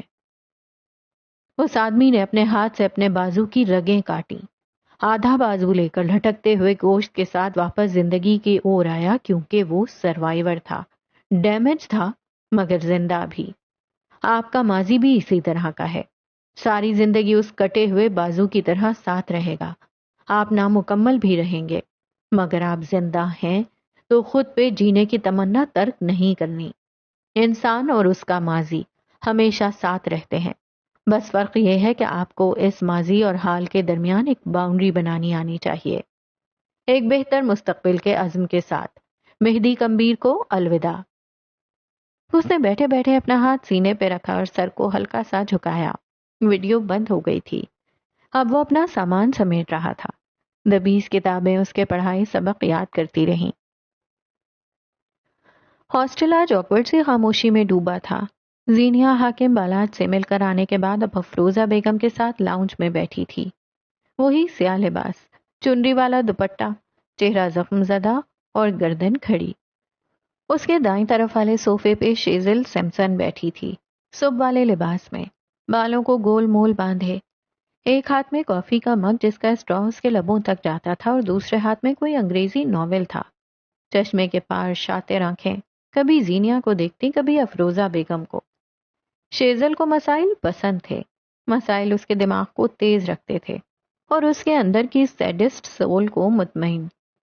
نارمل اور پرسکون دن اسے غیر نارمل لگتے تھے۔ تم اپنی صفائی میں خود کچھ کہنا چاہو گی یا پھر میں اپنی طرف سے سوال کروں؟ وہ سنجیدہ تھی اور سخت بھی۔ زینیا گہری سانس لیتے ہوئے آگے کو ہوئی۔ آنٹی، میں اس وقت ٹراماٹائز تھی، میں اس آدمی کو جانتی تک نہیں تھی، پھر میں اسے کیسے اپنے بارے میں سب سچ بتا دیتی؟ وہ آدمی ایک رات قبل مجھے پارک میں ملا تھا، اس نے میری گردن پہ بندوق رکھی، اس نے مجھے مارنے کی کوشش کی، اور وہ بھی صرف ایک فکشنل کردار کے لیے۔ کیا آپ یقین کر سکتی ہیں میں انتہائی بیکار۔ زینیا کی بات کے درمیان میں ہی شیزل منہ بگاڑ کر بولی۔ اس کی کافی کا ذائقہ اچھا نہیں تھا۔ دو سنجیدہ عورتیں اب اس غیر سنجیدہ عورت نما بلا کو دیکھ رہی تھیں۔ شیزل نے کھسیانی ہنسی ہنستے ہوئے ہاتھ اوپر اٹھا کر گویا ہتھیار ڈالے ہوں۔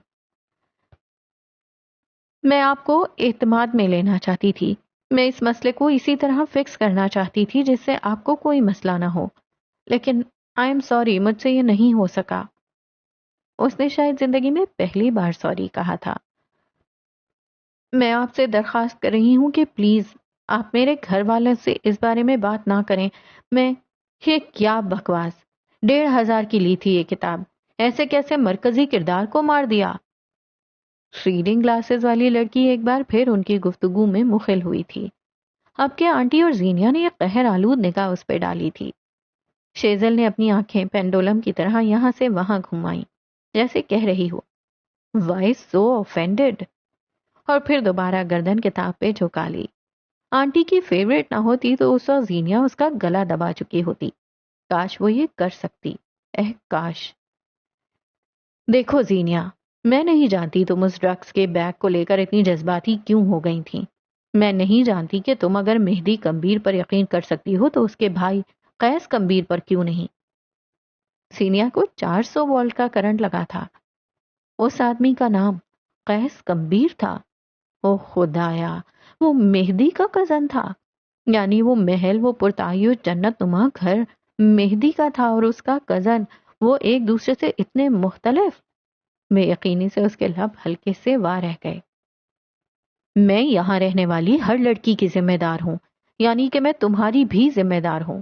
جو کچھ تم نے کیا ہے اس کے بعد میں تمہیں یہاں نہیں رکھ سکتی۔ کل صبح تم یہاں سے جا سکتی ہو۔ میں تمہارے گھر والوں کو کال نہیں کروں گی، لیکن میں چاہوں گی کہ تم خود انہیں کال کر لو۔ وہ کہتے ہوئے اپنی جگہ سے اٹھ کھڑی ہوئی۔ زینیا بس انہیں دیکھتی رہی۔ شیزل اب جلدی جلدی آخری صفحات پڑھ رہی تھی۔ 1,500 ضائع ہوئے تو وہ اس انسٹاگرام رائٹر کو 150 گالیاں دے کر آئے گی۔ آپ جانتی ہیں خوبصورت، بااعتماد، ذہین اور خود شناس ہونا کتنا بڑا جرم ہے؟ زینیا کہتے ہوئے اپنی جگہ سے اٹھی۔ اب وہ دونوں سنجیدہ عورتیں ایک دوسرے کو دیکھ رہی تھیں، آمنے سامنے، ایک دوسرے کے روبرو۔ غیر سنجیدہ عورت نے بھی اب کے سر اٹھا لیا تھا۔ کتاب بول لگی تھی۔ میں نے اپنی کلاس میں جب قدم رکھا تب وہاں مجھ سے زیادہ خوبصورت لڑکیاں تھیں، لیکن کوئی بھی زینیا حاکم نہیں تھی۔ مجھے معلوم تھا مجھ پہ نظریں ہیں، لیکن میں بے نیاز تھی، جیسے مجھے فرق ہی نہ پڑتا ہو۔ میں کسی اور کو دیکھ کر دل میں چور خانے نہیں بنا سکتی تھی، اسی لیے میں نے کلاس میٹ اپ میں جھوٹ کہا کہ میری شادی پسند کی تھی۔ کیا غلط کیا؟ بالکل نہیں، تم نے صحیح کیا۔ ایک ہاتھ میں کتاب، ایک ہاتھ میں کافی، اور جوش سے بلند آواز۔ شیزل سیمسن ایک بار پھر سین میں اپنی جگہ بنا چکی تھی۔ اس کی طرف کسی نے مڑ کر نہیں دیکھا۔ جب کلاس کے اس کوئز میں جس کا نوٹس تک میرے پاس نہیں تھا میں اس کے سارے جواب آنکھ بند کیے سناتی گئی، تب میری کلاس کے لڑکے میری ذہانت سے مروب ہوئے۔ میں نے کسی کو خوش فہمیاں نہ پال لینے اور ایک خاردار راستے پہ چلنے سے روک دینے کے لیے اگر خود کو 3 سال سے بے اولاد کہلوایا، خود کو کرسڈ ظاہر کرنے کی کوشش کی، تو کیا غلط کیا؟ ہاں، یہ غلط تھا۔ کوئی تم سے مروب ہوتا ہے، تمہاری پرستش کرتا ہے تو کرنے دو، یہ تمہارا حق ہے، وصول کرو۔ اس نے کہتے ہوئے کافی کا ایک لمبا گھونٹ لیا۔ اتنی پریشان کن صورتحال میں وہ بھول گئی تھی کہ چند لمحہ قبل وہ اس کافی کی شان میں کیا کیا کہہ چکی ہے۔ خیر، اب آگے۔ زینیا حاکم جھوٹی نہیں ہے آنٹی۔ ہاں، زینیا موقع پرست، بازی پلٹ دینے والی ہے۔ ہاں، میں نے کہانی گڑھی کیونکہ کہانی نے مجھے بچا لیا۔ میں نے خود کو آفت زدہ کہلوایا تاکہ لوگ مجھ سے دور رہیں۔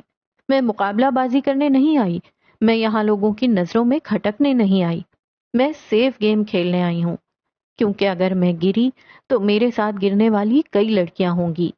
میں واپس گئی تو اگلے کئی سال کوئی ماں باپ اپنی بیٹی کی تعلیم کے حق میں نہیں ہوں گے۔ میرے کندھوں پہ ڈھیر سارا بوجھ ہے آنٹی، اس بڑے شہر کے مانسٹرز کا بھی اور اس چھوٹے شہر کی میری راہ تکتی انوسنٹس کا بھی۔ وہ سانس لینے کو رکی۔ آنٹی قائل ہو گئی تھی، واللہ وہ قائل لگتی تھیں۔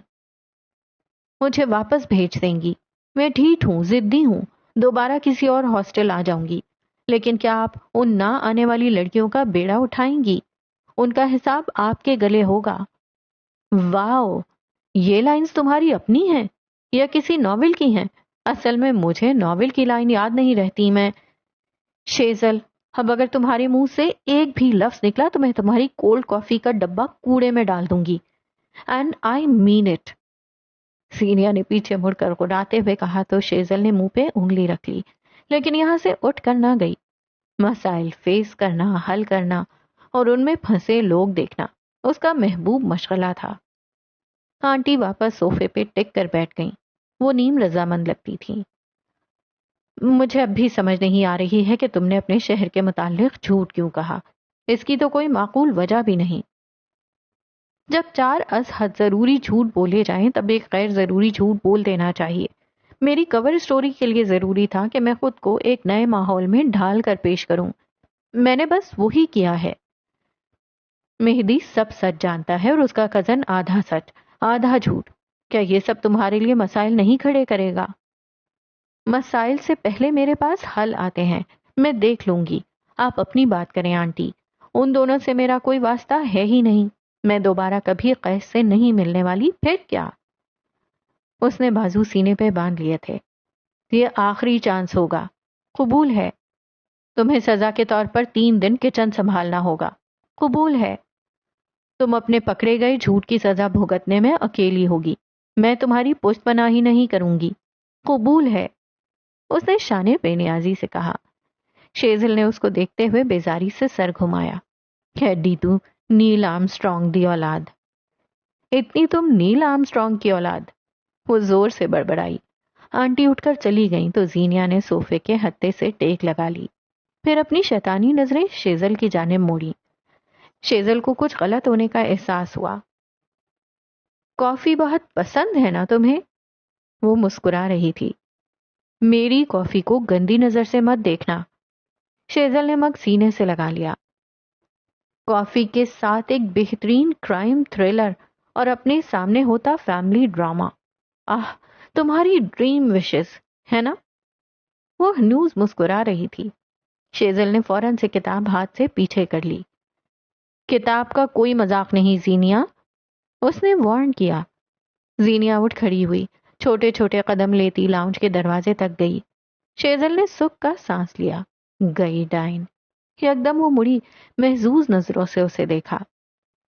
اس کتاب کا مرکزی کردار مرا نہیں قتل ہوا ہے، وہ بھی اپنی بیوی کے ہاتھوں. قاتلہ آخر تک پولیس کے ہاتھ نہیں آئے گی. یہ کتاب ایک ہیرو کی نہیں، ویلن کی ہے.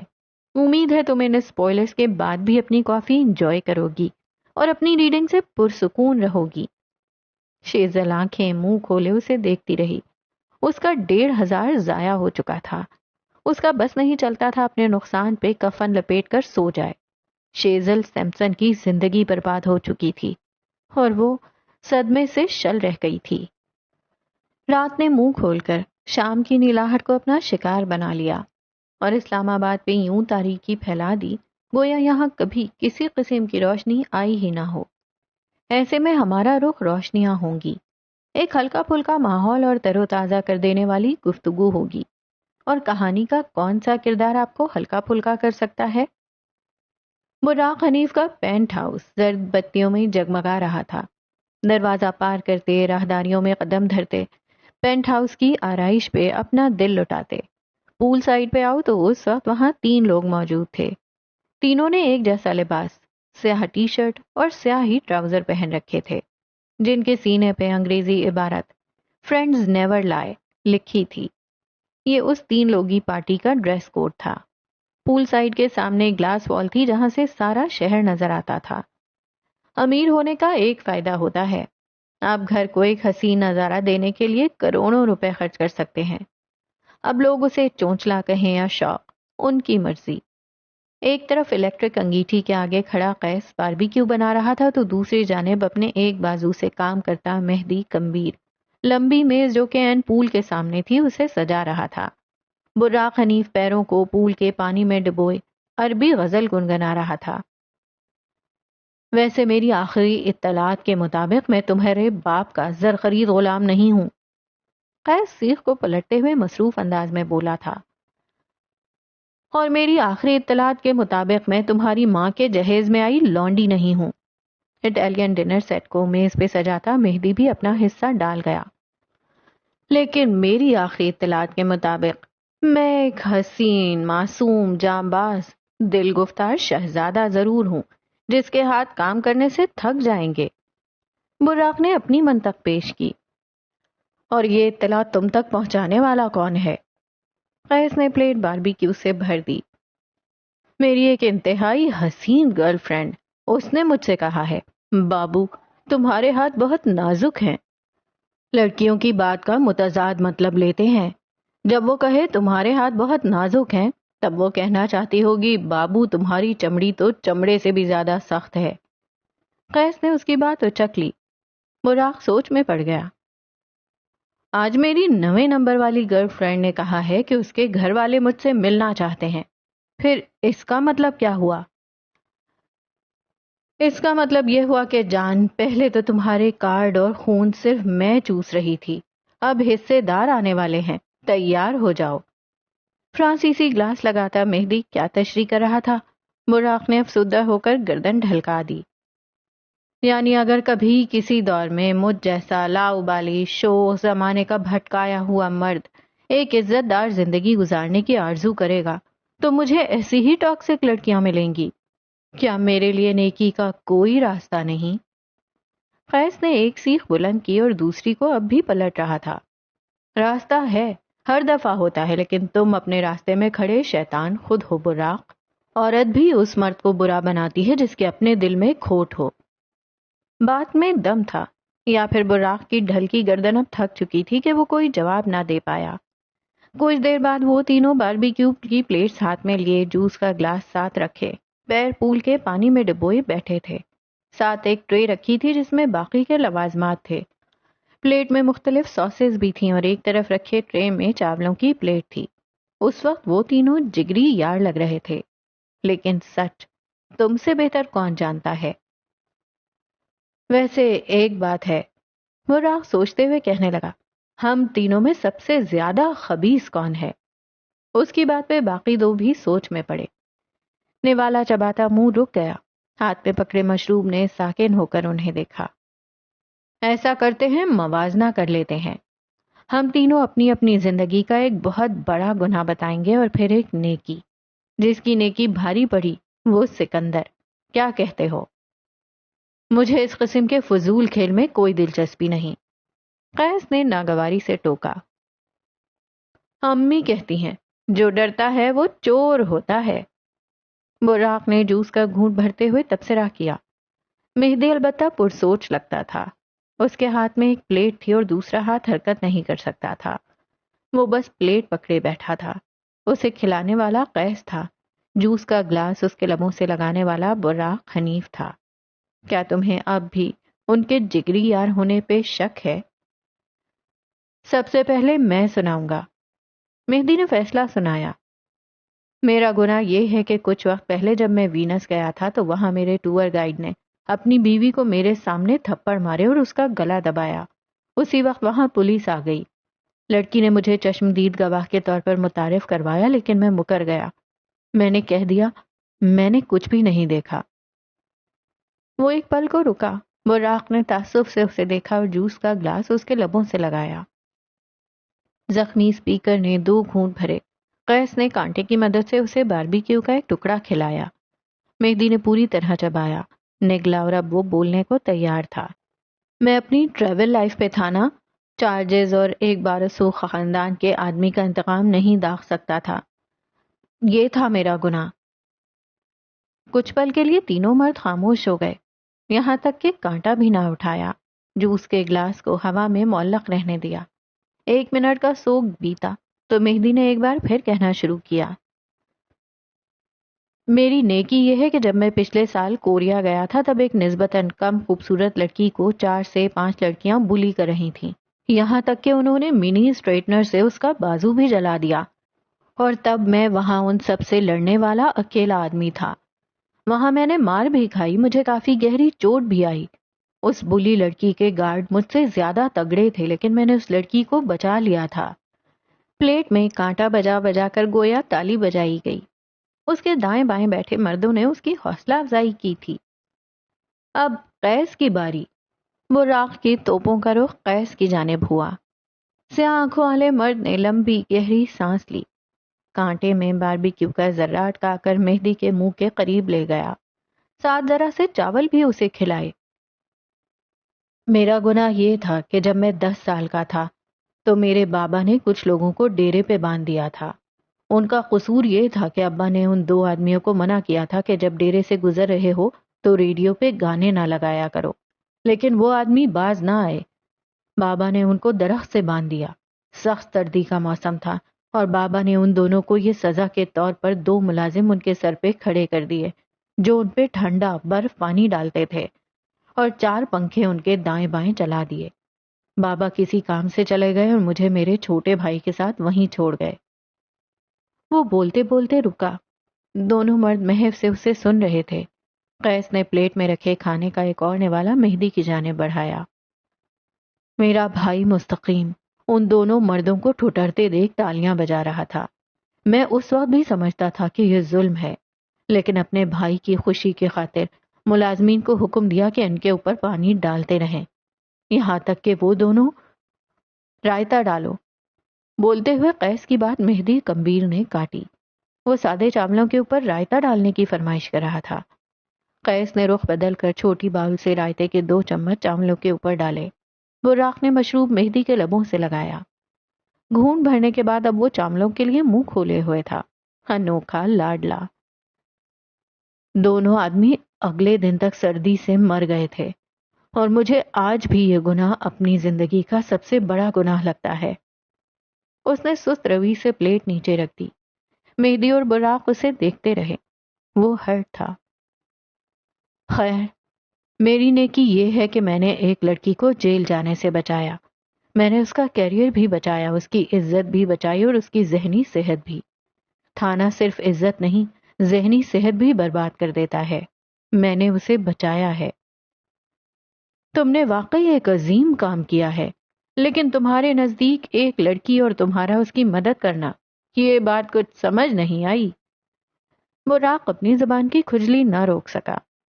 وہ شادی شدہ اور مسائل زدہ ہے، بکواس نہ کرو، قیس نے ناگواری سے ٹوکا۔ ایک تو آج کل شادی شدہ لڑکیوں کا سیزن ہی آ گیا ہے۔ خیر، میں براق حنیف ہوں تو انوکھا ہی کام کروں گا، تو میں نیکی سے شروع کرتا ہوں۔ میری نیکی یہ ہے کہ میں نے اپنی ایک گرل فرینڈ کے گھر میں 4 سال تک راشن ڈالا۔ اس نے اپنے دائیں بائیں بیٹھے بھائیوں کو دیکھا، کوئی ستائش نہیں۔ میں نے اپنی ایک گرل فرینڈ کی بہن کی شادی کا سارا خرچہ اٹھایا، اس کے بھائی کا ایک اچھے کالج میں داخلہ کروایا۔ گردن موڑی دائیں بائیں۔ اب بھی کوئی رد عمل نہیں۔ میں نے اپنی ایک گرل فرینڈ جس سے میں قطعی محبت نہیں کرتا تھا، اس سے جھوٹ کہا کہ مجھے کینسر ہے اور میں اس سے شادی نہیں کر سکتا، اور پھر اس کی شادی ایک اچھے خاندان میں کروا دی تاکہ اسے قدر کرنے والا شوہر ملے۔ بس یہاں براق حنیف کی نیکیوں نے فل سٹاپ لگایا، لیکن اس کے ساتھ بیٹھے ہوئے دونوں دوستوں نے اب بھی کوئی داد و تحسین پیش نہ کی۔ اب اپنا گناہ بتاؤ، مہدی نے فرمائش کی۔ براق نے گلا تر کیا، چہرے کی رنگت متغیر ہوئی۔ آنکھوں کے آگے وہ گول چشمے والی لڑکی آئی۔ صرف وہی تھا جو ان آنکھوں میں چشمے کے باوجود خوشی اور کرب کے رنگ دیکھ سکتا تھا۔ میرے ساتھ کالج میں ایک لڑکی پڑھتی تھی، ہم دونوں اسکول سے ساتھ تھے، ایک دوسرے سے انتہا کی نفرت کرتے تھے، یہاں تک کہ وہ کئی بار میرا سر بھی پھاڑ چکی تھی۔ قیس جانتا تھا یہ کس کی بات ہو رہی ہے، اسے وہ لڑکی یاد تھی۔ اس کے گھر میں کچھ مسائل تھے، وہ کور اپ بہت اچھا کرتی تھی، لیکن ایک دن ایک کمزور لمحے میں اس نے مجھے سب بتا دیا۔ وہ بہت رو رہی تھی، وہ ہرٹ تھی۔ میں نے اسے دلاسا دیا اور یہ بات اپنے تک محدود رکھنے کی تسلی کروائی، لفظوں سے نہیں، آنکھوں اور اعتماد سے۔ براق کے گلے میں گلٹی سے ابھر کر معدوم ہوئی۔ اگلے دن ہمارا ایک اور جھگڑا ہوا اور میں نے اس کے سارے راز فاش کر دیے۔ اس دن اس لڑکی کو مجھ سے نفرت بھی نہیں رہی، وہ میرے معاملے میں بے حس ہو گئی۔ میں نے اس لڑکی کا اعتماد مسخ کر دیا۔ میں نے اس کے ساتھ بہت غلط کیا، یہ غلطی نہیں، گناہ تھا۔ وہ خاموش ہو گیا، اس کے ساتھ بیٹھے مرد بھی خاموش ہو گئے تھے۔ یہ واقعی گناہ تھا۔ پھر بتاؤ، ہم میں سے سب سے زیادہ خبیث کون ہے؟ اس نے ماحول ہلکا پھلکا کرنا چاہا۔ قیس اور مہدی نے بس ایک خاموش اور ملامتی نظر اس پر ڈالی تھی، اور پھر براق حنیف نے گردن جھکا دی۔ بات تو سچ ہے، مگر بات ہے رسوائی کی۔ تو جناب ختم کرتے ہیں آج کے ایپیسوڈ کو یہاں پہ، اور جناب بالاج تو آ چکا ہے واپس، لیکن مجھے کیوں لگ رہا ہے کہ بالاج گیا ہی نہیں تھا اور وہ اپنے دوستوں کے ساتھ یہیں رہ رہا تھا۔ وہ جو ایئرپورٹ والا سین ہوا تھا نا کہ اس کے دوستوں نے دھوکہ دیا اور اس کے پیسے نکال لیے۔ آئی ڈونٹ نو یہ کون لوگ ہوتے ہیں جو بیگ میں رکھ کے 30 لاکھ روپے لے کے جاتے ہیں؟ بھائی بینک ٹو بینک ٹرانسفر ہوتا ہے نا، بیگ میں رکھ کے کون پیسے لے کے جاتا ہے کہ کوئی نکال لے؟ لیکن بہرحال اللہ جانے کیا ہوا ہوگا، بالاج نے کیوں ایسا کیا، یا تو اللیگل جا رہا ہوگا یا کیا قصہ تھا، لیکن ایئرپورٹ سے تو اللیگل بھی نہیں جا سکتا۔ چلیں دیکھتے ہیں آگے کیا کہانی کھل کر سامنے آتی ہے۔ بہرحال بالاج مجھے بالکل پیور ریڈ فلیگ پرسن لگ رہا ہے، بیوی کے کیریکٹر پہ بھی شک کر رہا ہے، سسر سے جہیز کے پیسے بھی لے لیے ہیں، اور یہ بھی ایک نیا کیس سامنے آ گیا ہے۔ اب دیکھنا یہ ہے کہ قیس کمبیر کی حقیقت جب زینیا پہ سامنے آئی ہے کہ وہ مہدی کمبیر کا بھائی ہے، ابھی تو یہ نہیں کھلا کہ یہ عبداللہ ہے، صرف اتنا ہی جان کے زینیا کو لگا ہے شوق۔ کیسا شوق لگے گا جب اسے یہ پتا چلے گا کہ قیس کمبیر ہی عبداللہ ہے۔ I am waiting for that moment. اور کیا ہوا جناب آج کے ایپیسوڈ میں؟ اور کیا ہوا؟ ہاں، براق اور شیزل کا کیس سامنے آیا. براق کی کلاس فیلو ہے شیزل، اور مجھے لگ رہا ہے کہ براق جو ہے وہ شیزل کو پسند کرتا ہے. تو وہ 10 11 12 جتنی بھی اس کی گرل فرینڈز ہیں، شیزل جو ہے نا وہ ان گرل فرینڈز میں نہیں آتی، بلکہ مجھے لگ رہا ہے کہ شاید یہ ان ایکچوئل کوئی فیلنگز رکھتا ہے. تینوں نے اپنی اپنی ایک نیکی اور ایک برائی بتائی.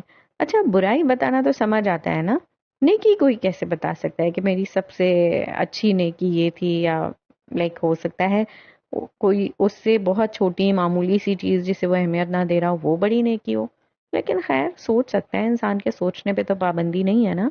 لیکن جو برائی بتائی، لائک میں تو حیران ہو گئی. بچپن میں بھی قیس ایسا ہی تھا. اس نے ان لوگوں کو مرنے دیا، بلکہ مار دیا پانی ڈال کے. اور جن کے مطلب جو قیس کے والد ہیں، انہوں نے بھی کتنی کوئی مطلب سفاکانہ سزا دی ہے. جرجری آ جاتی ہے بھائی. سردی میں پنکھے بھی لگا دیے، ٹھنڈا پانی بھی ڈال رہے ہیں ان لوگوں پہ. انہوں نے تو مر ہی جانا تھا نا. چلے دیکھتے ہیں آگے کیا ہوتا ہے. اللہ حافظ.